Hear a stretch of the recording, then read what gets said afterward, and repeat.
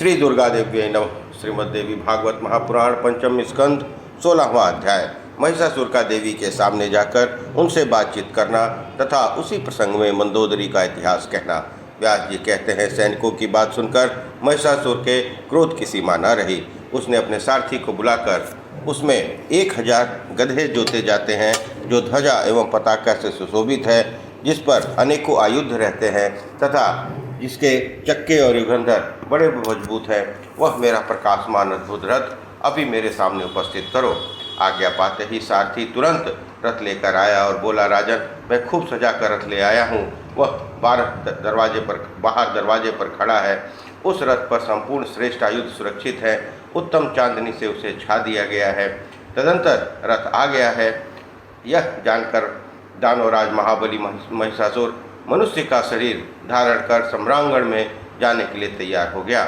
उसने मन ही मन सोचा, मैं भैंसे के रूप में हूँ, मेरा मुख अत्यंत कुरूप है, मेरे मस्तक पर सींग है।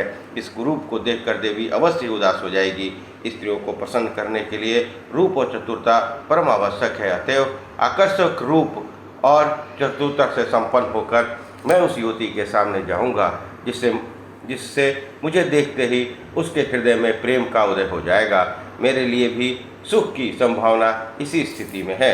यूँ मन में विचार करके उस महाबली दानवराज ने भैंसे का रूप त्याग कर तुरंत एक सुंदर पुरुष की आकृति धारण कर ली।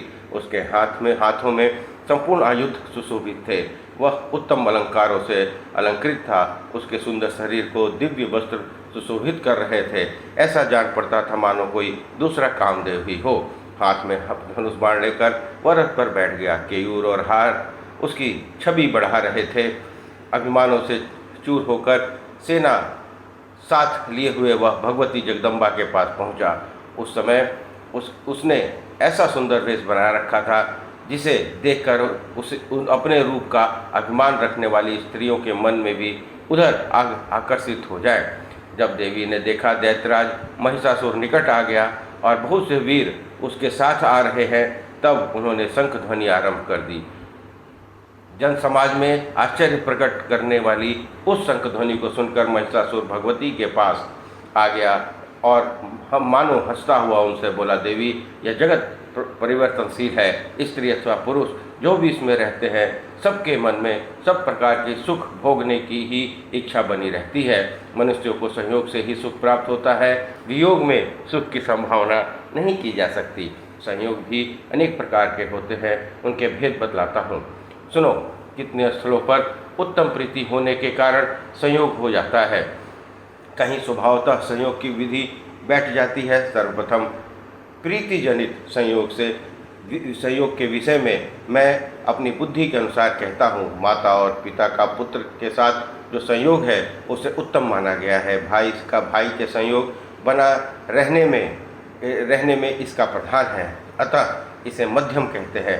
जो सर्वोत्तम सुख देने में समर्थ है, उसी के संयोग को श्रेष्ठ कहा गया है। उससे जो कम सुख देने वाला है, वो मध्यम होते हैं। विद्वान पुरुष का कथन है कि नाव पर बहुत से लोग बैठते हैं, उनमें सबका एक दूसरे से पृथक विचार रहता है। स्वभाववश वे एकत्रित होते हैं। उनमें जो कुछ भी सुख मिलता है, वह बहुत ही थोड़े समय के लिए। अतएव इस ऐसे भयंकर संयोग को कनिष्ठ माना गया है, क्योंकि इस प्रकार के संयोग से बहुत ही कम सुख मिलता है। चतुरता, रूप, वेश, कुल, शील और गुण, इन सब में समानता होनी चाहिए, तभी परस्पर सुख की वृद्धि कही जाती है। मैं वीर पुरुष हूँ। यदि तुम मेरे साथ संयोग करती हो, तो तुम्हें सर्वोत्कृष्ट सुख प्राप्त होना बिल्कुल निश्चित है। प्रिय, मैं अपनी रुचि के अनुसार अनेक प्रकार के रूप धारण कर सकता हूँ। इंद्र प्रभृति सभी देवता संग्राम में मुझसे परास्त हो चुके हैं। इस समय मेरे महल में जितने दिव्य रत्न हैं, उन सभी का उपभोग करना तुम्हें सुलभ होगा, अथवा इच्छा अनुसार तुम उसका दान भी कर सकती हो। सुंदरी, अब तुम मेरी पटरानी बनने का प्रस्ताव स्वीकार करो। मैं तुम्हारी दास्ता स्वीकार करने के लिए तैयार हूँ। तुम्हारी आज्ञा मानकर मैं देवताओं के साथ बैर करना छोड़ दूंगा, इसमें कोई भी संदेह नहीं है। तुम्हें जिस प्रकार सुख प्राप्त हो, वही कार्य मेरे लिए शिरोधार्य है। मधुर वचन बोलने वाली प्रिय, तुम्हारे नेत्र बड़े ही विशाल हैं। मेरे लिए जैसा आदेश हो वैसा ही संपन्न करने को मैं सुमुत्सुक हूँ। तुम्हारे रूप ने मेरे मन को मोह लिया है सुंदरी। अब मैं अत्यंत आतुर होकर तुम्हारी शरण में आया हूँ। रंभोरु, कामदेव के बाणों ने मुझे बुरी तरह घायल कर दिया है। मुझ शरणागत की रक्षा करो। शरण में आए हुए की रक्षा करना संपूर्ण धर्मों में उत्तम धर्म माना गया है। काली भैंस भौहों से उत्पन्न शोभा पाने वाली कुशोदरी, मैं तुम्हारा निजी चाकर हूँ। मुझे तुम्हारी चाकरी करना स्वीकार्य है। जीवन पर्यंत मैं सत्य वचन का पालन करूंगा, कभी विचलित नहीं होऊंगा। सुंदरी, मैंने नाना प्रकार के आयुध त्याग दिए हैं। तुम्हारे चरणों में मेरा मस्तक झुका है। विशाल लोचने, मुझ पर दया करो। सुंदरी, जन्म से लेकर आज तक ऐसी दीनता मेरे मन में कभी भी नहीं आई थी। ब्रह्मा आदि अनेकों शक्तिशाली पुरुषों से मुठभेड़ होने पर भी मैं दब नहीं सका। केवल तुम्हारे ही समक्ष में अधीनता स्वीकार कर रहा हूँ। ब्रह्मा प्रभृति संपूर्ण देवता सम्रांगण में मेरे चरित्र से पूर्ण परिचित है। भामिनी, आज वही मैं तुम्हारा सेवक बनकर तुम्हारे सामने उपस्थित हूँ। मेरी ओर ताकने की कृपा करो। व्यास जी कहते हैं, इस प्रकार महिषासुर अनाप शनाप बक रहा था। अनुपम छवि धारण करने वाली भगवती चंडिका के मुखमंडल पर प्रसन्नता की किरणें चमक उठी। उन्होंने मुस्कुराकर कहना आरंभ कर दिया। देवी ने कहा, परम पुरुष परमात्मा के अतिरिक्त अन्य कोई पुरुष मेरा अभीष्ट नहीं है। दैत्य, मैं केवल उन्हीं को चाहती हूँ। अखिल जगत की सृष्टि करना मेरा प्रधान कर्तव्य है। वे परम पुरुष संपूर्ण विश्व की आत्मा है। मुझ पर उनकी दृष्टि लगी रहती है, क्योंकि मैं उनकी प्रकृति हूँ। मेरा विग्रह कल्याणमय है। उनका सानिध्य पाने से ही मुझ में सदा प्रस्तुत रहने वाली चेतनता आ जाती है, नहीं तो मैं जड़ थी। उनके संयोग का यह प्रभाव है कि मैं सचेतन हो गई हूँ। इस प्रकार लोहा संभवतः जड़ होने पर भी चुंबक का संयोग होते ही उसमें चेतना आ जाती है। मैं ग्राम्य सुख भोगने की कभी इच्छा नहीं करती। मूर्ख, तेरी बुद्धि बड़ी खोटी है। इसी से तू स्त्री संबंधी सुख के लिए इतना लालायित है। अरे, पुरुषों को बांधने के लिए स्त्री एक सुदृढ़ जंजीर कही जाती है। लोहे से बंधा हुआ छूट भी जाता है, किंतु जो स्त्री रूपी सांकल में बन जाता है उसका छूटना अत्यंत दुष्कर है। अरे मूर्ख, जिसने मूत्र ही मूत्र भरा है, जिसका सेवन करने से यूँ इतना लोलुप हो रहा है, सुखी होना चाहता है तो मन में शांति रख, इसी में सुख प्राप्त कर सकेगा। स्त्री का संग करने में महान कष्ट उठाना पड़ता है। इस बात को जानते हुए भी तू क्यों मूर्खता कर रहा है? देवताओं से बैर छोड़कर स्वतंत्रता पूर्वक संसार में विचरण कर, अथवा तुझे जीने की इच्छा हो तो पाताल का पथिक बन जा, या चाहे तो युद्ध भी कर सकता है।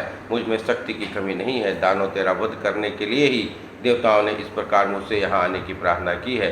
तो वाणी द्वारा आज जो मेरा सुहृद बन चुका है, इसके फलस्वरूप मैं तुझसे सच्ची बात बता रही हूँ, क्योंकि तेरा यह व्यवहार मेरी प्रसन्नता का कारण बन गया है। तू जीते जी सुखपूर्वक यहाँ से चला जा। 7 परख चलने पर ही सज्जनों में मैत्री हो जाती है। अतएव मैं तुझे जीवन दान कर रही हूँ। वीर, यदि तुझे मारना ही अभीष्ट हो तो बड़े आनंद के साथ युद्ध कर। महाबाहो, मेरे हाथों से तेरा वध होगा, इसमें किंचमात्र भी संदेह नहीं है। व्यास जी कहते हैं, भगवती जगदम्बा की बात सुनकर काम से मोहित हुए महिषासुर ने मधुर वाणी में पुनः मीठी बातें कहना आरंभ कर दिया। वरा रहे प्रसन्न वदने, तुम पर आघात करने में मुझे डर लगता है, क्योंकि तुम नारी हो। तुम्हारे सभी अंग अत्यंत सुंदर और सुकोमल हैं। इन्हें देखकर मनुष्यों का मन मुग्ध हो जाता है। तुम्हारे इस रूप पर विष्णु, शंकर और लोकपाल प्रभृति प्रायः सभी न्यौछावर हो चुके हैं। कमल लोचने, तब फिर क्या तुम्हारे साथ युद्ध करना मेरे लिए समुचित होगा? सुंदरी, यदि तुम्हें रुचे तो मेरी सह धर्मिणी बनकर उपासना में तत्पर हो जाओ, अन्यथा जहाँ से आने का कष्ट किया है उसी देश में इच्छा अनुसार वापस जा सकती हो। मैं तुम पर अश्रद्ध नहीं उठाऊंगा, क्योंकि तुम मेरे साथ मैत्री कर चुकी हो। मैंने हित भरी कल्याण की बातें कही हैं। अतएव आनंदपूर्वक चले जाने में ही तुम्हारी भलाई है। ऐसी सुनैनी स्त्री को मार देने में मेरी तनिक भी शोभा नहीं होगी। स्त्री, बालक अथवा ब्राह्मण की हत्या के लिए प्रायश्चित का भी प्रावधान नहीं है। अतएव वरानने, आज मैं तुम्हें लेकर घर चलने का विचार कर रहा हूँ। यदि मैं तुम्हारे साथ बल प्रयोग करता हूँ, इससे किसी भी उत्तम फल की संभावना नहीं दिखती, क्योंकि ऐसी स्थिति में भोग सुख का अवसर कैसे मिल सकता है। सुकेशी, यही कारण है मैं नम्र होकर प्रार्थना पूर्वक तुमसे बातें कर रहा हूँ। प्रिय के मुख कमल से वंचित हो रहने पर पुरुष के लिए कुछ अन्य कोई सुख साधन नहीं है। ऐसे में पुरुष के बिना स्त्रियों के लिए समझना चाहिए, ये संयोग में ही सुख की अनुभूति होती है, वियोग में दुख भोगने पड़ते हैं। तुम सुंदरी स्त्री हो, संपूर्ण आभूषण तुम्हारी छवि बढ़ा रहे हैं। तुम में चतुरता का अभाव कैसे हो गया, जिसके परिणाम स्वरूप तुम मेरी स्वामिनी बनना नहीं चाहती हो। किसने तुम्हें भोगों से सदा वंचित रहने वाला यह उपदेश दिया है। मधुर भाषण करने वाली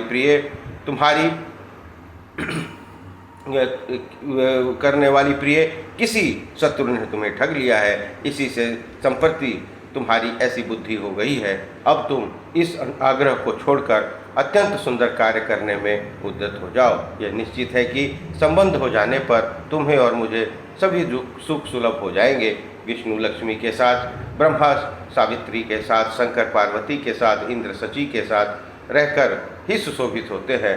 कौन ऐसी स्त्री है जो पति से अलग रहकर चिरस्थायी सुख प्राप्त कर सके। सुंदरी, तुम्हें कौन सा ऐसा उपदेश मिल गया है जिसे सर्वोत्तम समझकर तुम मेरे सदृश श्रेष्ठ पति को अस्वीकार कर रही हो। कांते, पता नहीं इस समय मूर्ख कामदेव कहाँ चला गया, जो अपने सुकोमल 5 बाणों से तुम्हें व्यथित नहीं कर रहा है। पीछे पछताना पड़ेगा सुंदरी। तुम्हारी भी मंदोदरी जैसी दशा होगी। उसे परम सुंदर अनुकूल नरेश पति रूप में प्राप्त हो रहा था, किंतु उसने उसको अस्वीकार कर दिया। फिर जब मंदोदरी का अंतःकरण काम के मोह से व्याप्त हो गया, तब उसने एक प्रचंड मूर्ख की स्त्री बनना पड़ा। व्यास जी कहते हैं, भगवती जगदम्बा ने महिषासुर की बात सुनकर उससे पूछा, मंदोदरी नाम वाली वह कौन स्त्री थी? वह कौन राजा था जिसे उसने त्याग दिया था? और वह कौन धूर्त नरेश था जिसका फिर वह स्त्री बन गई?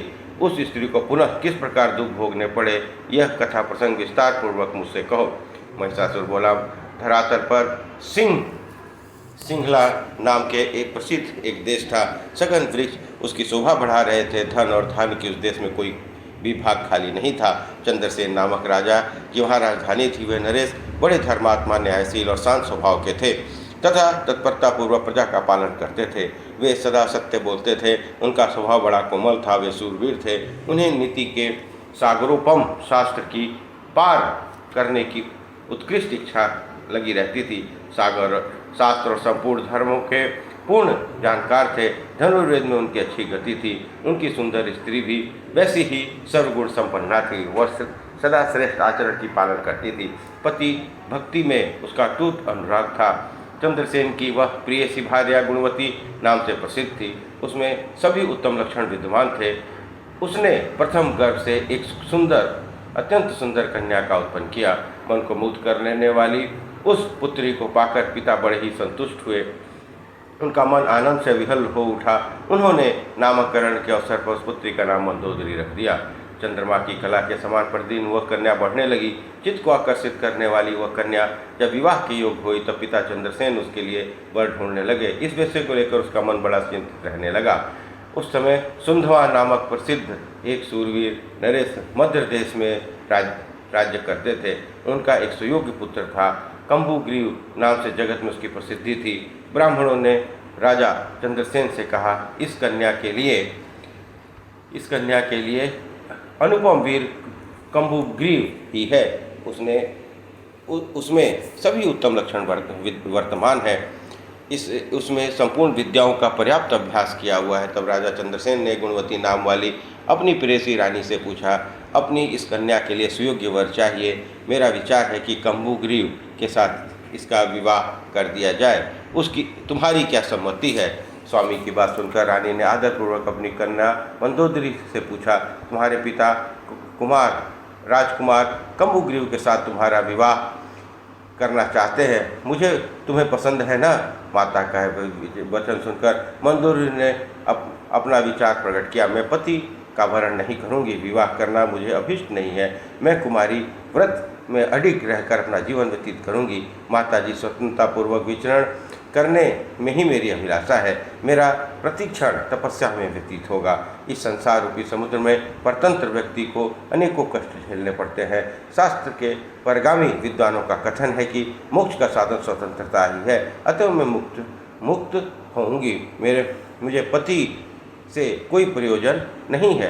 विवाह होते समय अग्नि का सात्विक यह प्रतिज्ञा भी की जाती है कि पतिदेव, मैं सब तरह से आपके अधीन बन गई। फिर ससुराल में जाकर सास और देवर प्रवृत्ति जितने हैं उन सबके अनुकूल होकर रहना पड़ता है। पति के चित्त में अपना चित्त सदा मिलाए रखना इस दुख को सबसे अधिक माना गया है। यदि पतिदेव किसी सुंदरी स्त्री के साथ प्रेम कर ले तो शौक से उत्पन्न होने वाले दुख का पहाड़ उस पर ढह जाता है। उस समय पति से ईर्ष्या उत्पन्न हो जाती है। फिर क्लेश होना तो स्वतः सिद्ध हो गया है। माता, संसार में सुख कहाँ है? खास करके स्त्रियों के लिए तो यह संसार सदा ही सुख से रहित है। इसलिए मेरी समझ में पति का वर्ण करना सर्वथा अवांछनीय है। पुत्री के लिए इस प्रकार कहने पर उसकी माता राजा चंद्रसेन से कहने लगी, प्रभु, राजकुमारी को विवाह करना अभिलाषित नहीं है, उसे कुमारी व्रत का पालन करना अभिष्ट है। जब वह व्रत में सदा तत्पर रहकर वह संसार से विरक्त होना चाहती है। विवाह संबंधी बहुत से दोषों से वह पूर्ण परिचित है, अतः पति बनाने की बात उसे बिल्कुल रुचती ही नहीं। रानी की बात सुनकर राजा चंद्रसेन ने पुत्री की इच्छा अनुसार उसके विवाह का विचार ही छोड़ दिया। वह राजकुमारी माता पिता की संरक्षता में रहकर घर में ही समय व्यतीत करने लगी। स्त्रियों के अंग में जब जवानी के अंकुर जमने लगते हैं तब काम की उत्पत्ति होने लगती है। आवश्यकता के अनुसार ऐसा होना स्वाभाविक था। पद पद पर ज्ञान की बातें करने वाली इस राजकुमारी बार बार प्रेरणा करने पर भी पति स्वीकार करना नहीं चाहा। वही एक दिन सघन वृक्षों वाले उपवन में दासियों के साथ प्रेम पूर्वक विवाह करने के लिए पहुंची। वहाँ की लताएं पुष्प से सुशोभित थी। उस पर दृष्टिपात करती हुई वह प्रसन्न वजन वाली सुंदरी उस क्रीड़ा उद्यान में क्रीड़ा करने लगी। वह राजकुमारी पुष्प चुनती हुई विचार कर रही थी। इतने में उसी मार्ग में दैववश कौशल देश नरेश आ पहुँचा। वीरसेन नाम से प्रसिद्ध वह राजा बड़ा ही शूरवीर था। उसके साथ कुछ सैनिक भी थे, परंतु उस समय वह अकेले ही रथ पर बैठकर आया था। सेना उसके पीछे धीरे धीरे आ रही थी। दूर से ही राजा वीरसेन किसी एक युवती की दृष्टि में आ गया। तब उस युवती ने राजकुमारी मंदोदरी से कहा, देखो, इस मार्ग में रथ पर बैठा हुआ वह पुरुष आ रहा है। वह रूपवान पुरुष की भुजाएं बड़ी विशाल है। मेरा ऐसा विश्वास है कि भाग्यवश यहाँ किसी राजा का ही शुभागमन हो गया। इस प्रकार युवती की बात कर ही रही थी। इतने में कौशल नरेश वीरसेन निकट आ गया। राजकुमारी मंदोदरी को देखकर क्या आश्चर्य की सीमा न रही। तुरंत वह रथ से नीचे उतर गया और दासी से बोला, बड़ी बड़ी आंखों वाली बालिका कौन है और यह किसकी पुत्री है? मुझे शीघ्र बताने की कृपा करो। यूँ पूछने पर दासी ने का मुख मुस्कान से भर आया। उसने कौशल नरेश वीरसेन से कहा, सुंदर नेत्रों वाली शोभा पाने वाले वीर, पहले आप बतलाने की कृपा करें। मैं आपसे पूछ रही हूँ, आप कौन हैं, यहाँ कैसे पधारे और किस कार्य के लिए कार से इस प्रकार आने का कष्ट उठाया है? दासी के यूँ पूछने पर राजा वीरसेन ने अपना परिचय देना आरंभ किया। इस भूमंडल पर एक परम अद्भुत कौशल नाम का देश है। प्रिय, मैं उस देश का रक्षक हूँ। मेरा नाम वीरसेन है। मेरे पास चतुरांगणी सेना है जो इच्छानुसार पीछे आ रही है। मार्ग भूल जाने से मैं यहाँ आ गया हूँ। मुझे उस देश का राजा समझो। सैरंधी ने कहा, राजन, महाराज चंद्रसेन की राजकुमारी है। इसका नाम मंदोदरी है। यह कुमारी क्रीड़ा करने के विचार से इस उपवन में आई हैं। दासी की बात सुनकर राजा वीरसेन ने उसे पुनः कहा, सैरंधी, तुम बड़ी विदुषी हो। तुम मेरी बात राजकुमारी को समझा दो। मेरा कथन है, सुलोचने, मेरा जन्म कुकुत्स वंश में हुआ है। मैं वहाँ का राजा हूँ। कामिनी, तुम गंधर्व विधि से मुझे अपना पति बनाने की कृपा करो। मेरे घर अन्य कोई भार्या नहीं है। युवावस्था में संपन्न सुंदर रूप वाली सुलोचनी, मैं तुम राजकुमारी को चाहता हूँ। तुम कुलीन घर की कन्या हो। तुम्हारे पिता मेरे साथ विधि पूर्वक तुम्हारा विवाह भी कर सकते हैं। मैं तुम्हारा अनुकूल पति होऊंगा, इसमें कोई संदेश नहीं है। महिषासुर करता है। राजा वीरसेन के उत्तम वचन सुनकर सैंधेश्वरी राजकुमारी मंदोदरी को यह संदेश कहने के लिए उद्यत हो गई। उसने हंसकर मीठे वचनों से कहा, प्रिय मंदोदरी, सूर्यवंश के कुलदीपक के ये राजा यहाँ पधारे हैं। ये बड़े सुंदर और शक्ति संपन्न हैं। इनकी अवस्था भी लगभग तुम्हारी जैसी ही है। सुंदरी, साम्यक प्रकार से तुम्हारे प्रति इनका प्रेम हो गया है। विशाल नेत्रों वाली राजकुमारी, तुम विवाह के योग्य हो गई हो। परंतु तुम्हारे मन में विराग छाया हुआ है। इस बात को जानकर तुम्हारे पिता भी सर्वथा दुखी रहते हैं। राजा ने लंबी सांस लेकर इस विषय में हमसे कहा है कि दासियों, तुम लोग सदा सेवा में संलग्न रहती हो। मेरी इस राजकुमारी को समझाओ, किंतु तुम्हारी हठ धर्मी के कारण हम कुछ न कह सकती। फिर भी हम ये बताना चाहती हैं कि स्त्रियों के लिए पति की सेवा परम धर्म है। यह मनु का कथन है। पति की सेवा में संलग्न रहने वाली नारी स्वर्ग को प्राप्त करती है। अतएव विशालाक्षी, तुम विधि पूर्वक विवाह कर लो। राजकुमारी मंदोदरी ने कहा, बोले, मुझे पति बनाना बिल्कुल अभीष्ट नहीं है। मैं अद्भुत तपस्या करूंगी। तुम इस कौशल नरेश को मना कर दो। यह निर्लज क्यों मुझ पर आंख गड़ा रहा है? सैंधरी ने कहा, देवी, इस कामदेव पर विजय पाना बहुत कठिन है, महान कठिन है। साथ ही काल की गति को टालना असंभव है। अतएव सुंदरी, तुम्हें इस उचित वचन का पालन अवश्य करना चाहिए, अन्यथा यह निश्चित है कि तुम कभी न कभी दुख के गर्त में गिर जाओगी। सैंधरी की बात सुनकर राजकुमारी ने उससे कहा, परिचारिके, देववश जो होने वाला है वह होगा ही। उसकी मुझे चिंता नहीं है, परंतु मेरा यह सब तरह से निश्चित विचार है कि मैं विवाह नहीं करूँगी। महिषासुर कहता रहा। राजकुमारी मंदोदरी का निश्चित विचार जानकर सैंधरी ने जाकर कौशल नरेश वीरसेन से कहा, राजा अपनी इच्छा अनुसार यहाँ से पधारने की कृपा करें। इस प्रकार आप जैसे सुसभ्य पति को यह राजकुमारी वर्ण नहीं करना चाहती। दासी की बात सुनकर राजा वीरसेन के मुख में उदासी छा गई। वो अपनी सेना सहित वे अपने कौशल देश के लिए प्रस्थित हो गए। राजकुमारी के प्रति अब उनकी स्पृहा नहीं रही। इस प्रकार श्रीमद् देवी भागवत महापुराण पंचम स्कंद अध्याय 16 और 17 संपन्न हुआ। बोलिए दुर्गा महारानी की जय।